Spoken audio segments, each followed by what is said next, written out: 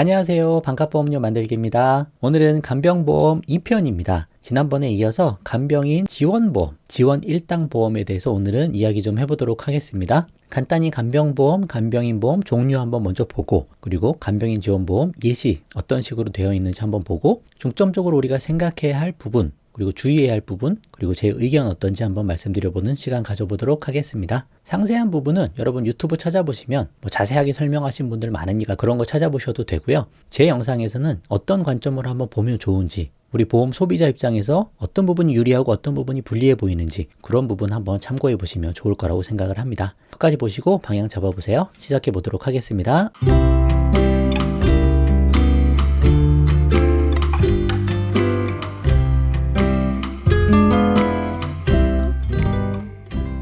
자, 간병보험 종류 그리고 특장점. 지난 시간에 일반 간병보험 이야기를 좀 드렸고, 이번 시간은 간병인 지원 1당 보험에 대해서 이야기하려고 합니다. 지원 1당이 있고 사용 1당이 있죠. 헷갈리시면 안 되고 요 두 가지를 요즘에 좀 많이 가입하시는 것 같아요. 간병인 지원 1당은 보험사에서 간병인을 직접 지원해주는 보험입니다. 간병인을 지원받든지 아니면 같은 특약으로 묶여있는 입원 1당으로 받든지 둘 중에 하나 선택하는 거예요. 근데 우리가 입원 1당 받으려고 하는 게 아니고 간병인을 지원받으려고 하는 거다 보니까 1당은 최소 금액 10,000원에서 20,000원인데 주로 10,000원 가입을 하죠. 그리고 실제로 1당보다는 간병인을 직접 지원받으려고 이 보험에 가입한다 보시면 됩니다. 그래서 간병인을 써야 될 때 보험사에 전화하면 간병인을 보내주니까 내가 따로 간병인을 구하지 않아도 되는 그런 편의성이 있죠. 또 몇 가지 장점이 더 있는데, 요양병원을 우리가 주의 깊게 봐야 되는데 요양병원에서도 특별히 추가 비용 없이 간병인을 그냥 지원받을 수 있다. 그런 장점이 있습니다.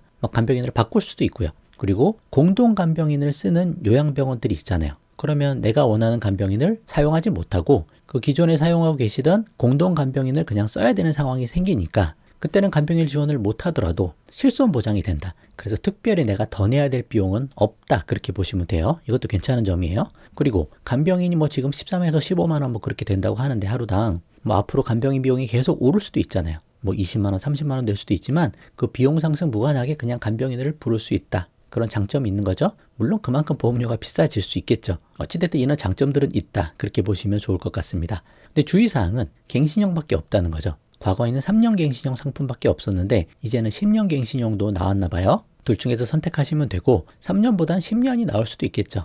여러 가지 같이 봐야 되는 부분이긴 한데 그런 부분이 있고, 또 48시간 이전에 신청을 해야 간병인이 옵니다. 48시간이면 이틀이거든요. 그럼 내가 갑자기 입원해야 되고 갑자기 간병인을 써야 되는 상황일 때 그때 전화하면 한 이틀 후에 오니까 그만큼 손해보는 기간이 생긴다. 그런 부분이 있을 수 있고, 또 법령 제도 변경의 리스크도 있을 수 있습니다. 약관에 있는 부분이에요. 그리고 요즘에 간호간병 통합 서비스 이용하는 병원들이 제법 있죠.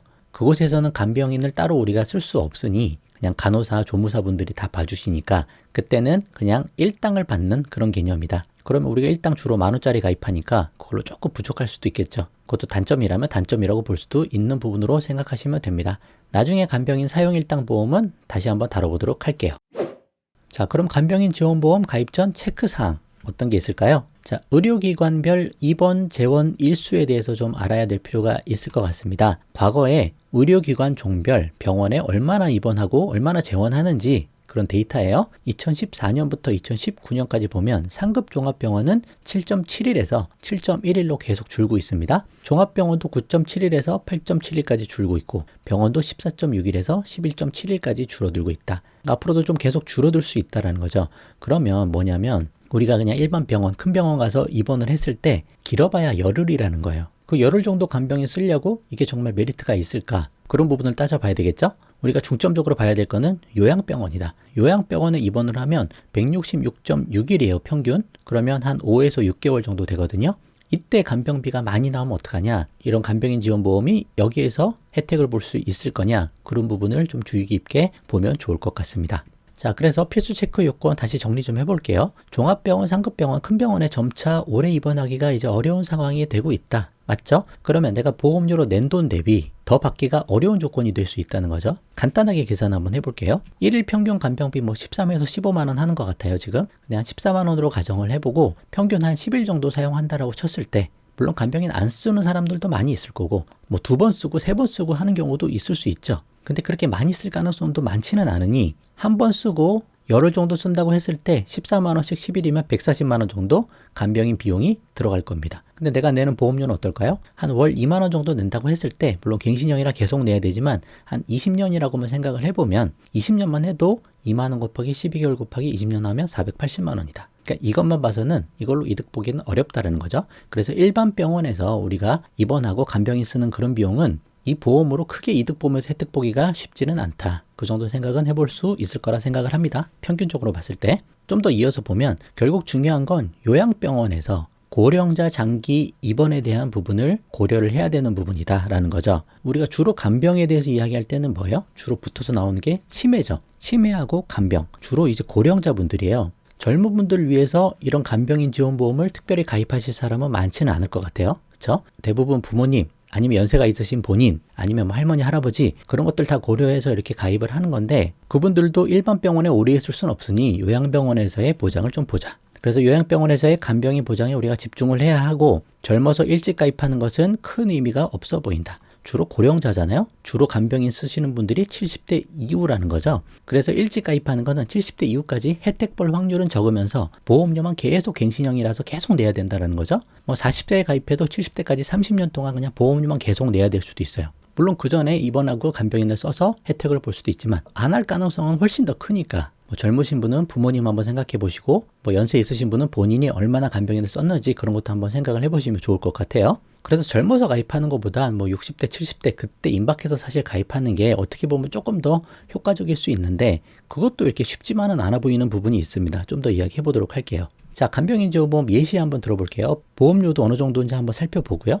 일단 35세 젊으신 사무직 남성이 가입한다고 하면 한 이 정도 보험료가 나옵니다. 3,000원, 3,700원 하면 한 6,000원, 7,000원 정도 나온다. 근데 이제 이것만 가입 못하니까 특약이잖아요. 그래서 다른 거 주계약에 묶어서 이렇게 가입하다 보면 10,000원 이상은 내야 되는 거죠. 근데 보장을 한번 볼게요. 갱신형이고 간병인 지원하는 일반 상해 입원 일당 1일 이상이고 간병인을 지원받든지 10,000원을 받든지 하루당 그렇게 되는 거죠. 180일 한도로 간병인을 신청해서 받는 거다. 뭐 그 정도 내용으로 보시면 되고요. 3년 갱신형 상품입니다. 똑같은 내용이고 이거 상해고 이건 질병이고요. 44세 여성 한번 보면 병력이 있어서 간편심사로 받을 수도 있잖아요. 유병자 상품, 간편심사 상품이면 보험료가 조금 더 비싸죠. 보장은 똑같은 내용인데 한번 보면 두 개 합하면 8,000원, 19,000원 하면 뭐 28,000원 정도 나오겠네요. 그럼 최저보험료 30,000원 이상은 해서 가입을 해야 되죠. 이 정도 보험료를 계속 내야 될 수 있다. 언제까지? 계속 내가 보장받을 때까지. 언제 보장받을지 예상할 수 없다. 그런 거죠. 그럼 62세 건강한 주부가 가입할 때는 보험료가 어느 정도 나올까? 똑같은 내용이에요. 다 보장은 같습니다. 근데 여기는 이제 10년 갱신형 상품이네요. 100세 가지고 4,700원에다가 27,000원 더해서 뭐 기본 보장까지 해서 30,000원이 조금 넘게 나옵니다. 30,000원, 35,000원 그 정도로 보시면 될 것 같아요.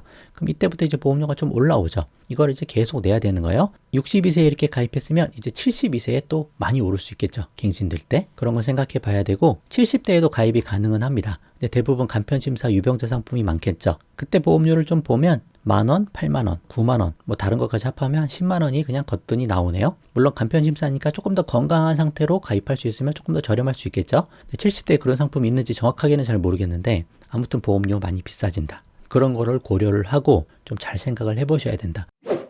자, 그러면 간병인 지원보험에서 우리가 주의해야 될 부분 그것도 좀 이야기해 보도록 하겠습니다. 아까 말씀드린 부분에서 약관을 하나 보면 간병인을 지원받기 원하는 경우 간병인 지원을 원하는 일자로부터 48시간 이전에 회사로 신청하여야 하며 그렇게 되어 있습니다. 그 48시간이니까 이틀이잖아요. 아까 큰 병원 뭐 평균 10일이라고 하면 여기서 이틀은 이미 빠져버리는 거죠. 뭐 요양병원에서 길게 해야 될 때 이틀은 뭐 크게 상관은 없을 거라 생각은 합니다. 아무튼 참고를 좀 하시고요. 이런 내용도 있습니다. 특별약관이 소멸. 이게 특약으로 들어있는데 이 특약이 사라지는 경우가 있는데 뭐냐? 법령 및 제도의 변경 또는 간병인 업체의 폐업 등으로 특약에 따른 간병인 지원을 할 수 없게 되는 경우 이 특별약관을 뭐뭐뭐 써있는 상해 입원 일당 1일 이상 전환료 계약으로 변경하여 드립니다. 그냥 입원 일당으로 준다는 거예요. 아까 1일당 10,000원 들어있는 거 그걸로 준다는 거죠. 근데 이제 법령 및 제도가 변경될 가능성 일찍 가입하면 가입할수록 이게 앞으로 어떻게 바뀔지 모르는 거 아니에요. 또 간병인 업체가 폐업할 수도 있는 거 아니에요. 앞으로 가면 갈수록 지금도 그렇지만 사회적으로 여러 가지 이슈들이 제기가 될 가능성이 있죠.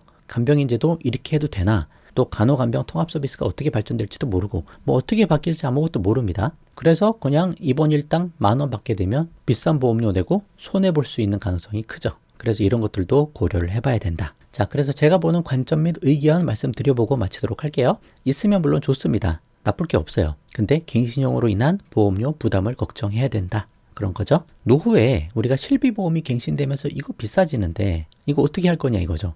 실비보험 내기도 버거워서 뭐 해지해야 돼요. 4세대로 전환해야 돼요. 막 그렇게 고민하시는 분들도 많은데 여기에 이 보험까지 가입하면 이거 끝까지 유지할 수 있을까요? 갱신형으로 계속 내야 되는데 이게 정말 쉽지 않을 거다. 그런 생각이 좀 드는 부분입니다. 돈이 넉넉하면 하면 되죠. 근데 모두 다 그런 상황이 아니니까 이런 거 생각을 잘 해보셔야 된다. 둘 중에 뭐가 중요하냐? 당연히 실비보험이죠. 비교가 안 됩니다. 실비보험 무조건 우선으로 가져가야 되는 거예요.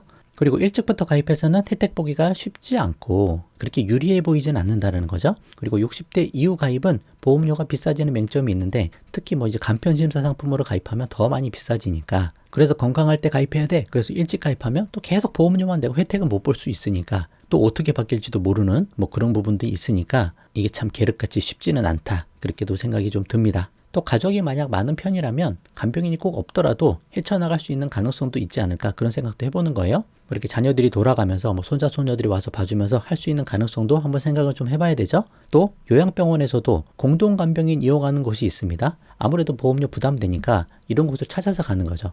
간병비를 이제 n분의 1 하는 거예요. 많은 분들이 실제로 이렇게 하고 계시고 또 간호간병 통합 서비스가 요즘에 또 많이 생기고 있으니까 그런 데 가면 비용이 많이 절약됩니다. 내가 따로 간병인을 쓰지 않아도 거기서 간호사, 조무사들이 이제 같이 봐주니까요. 또 이제 그거는 의료급여가 돼가지고 그 비용이 매우 저렴합니다. 또 앞으로도 이런 게 더 많아질 수도 있고 하니까 이렇게 좀 비용이 적은 대로 이렇게 찾아갈 수 있는 방법들도 있을 수 있다는 거죠. 또 좀 더 심한 중증이에요. 뭐 심한 치매예요. 그래서 노인장기요양 등급 1, 2등급을 받으면 간병비 아예 안 드는 더 저렴한 요양원으로 갈 수도 있는 거죠.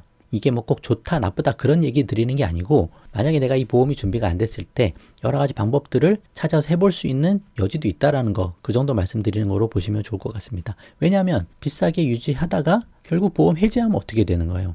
그런 것까지 고려를 해야 된다는 거죠. 그래서 결론은 넉넉한 자녀들이 있다면 조금씩 모아서 부모를 위해서 가입해주는 정도 그 정도면 어떨까 생각하는 거죠. 자녀가 뭐 2-3명 있어요. 그러면 조금씩 보험료 나눠서 부모님들이 이렇게 가입을 해주는 거죠. 근데 부모가 직접 가입해서 이거를 실비보험하고 뭐 다른 보험까지 해서 같이 끌고 나가기는 쉽지 않지 않을까 그런 생각이 좀 듭니다. 근데 자녀가 넉넉하면 부모를 위해서 이렇게 해주면 부모한테도 좋고 본인들한테도 좋을 수도 있죠. 그 정도 플랜 그렇게 보면 어떨까? 뭐 보험의 정답은 없지만 저는 그렇게 생각한다. 그런 관점을 좀 가지고 있다. 그런 차원의 말씀을 좀 드려보도록 하겠습니다. 뭐 다른 분들 방송도 많이 보시고요. 한번 중심을 한번 잘 잡아보세요. 그럼 오늘 영상은 여기까지만 하고요. 도움 되셨다면 구독과 좋아요 부탁드리고 공유도 많이 부탁드립니다. 마치겠습니다. 감사합니다.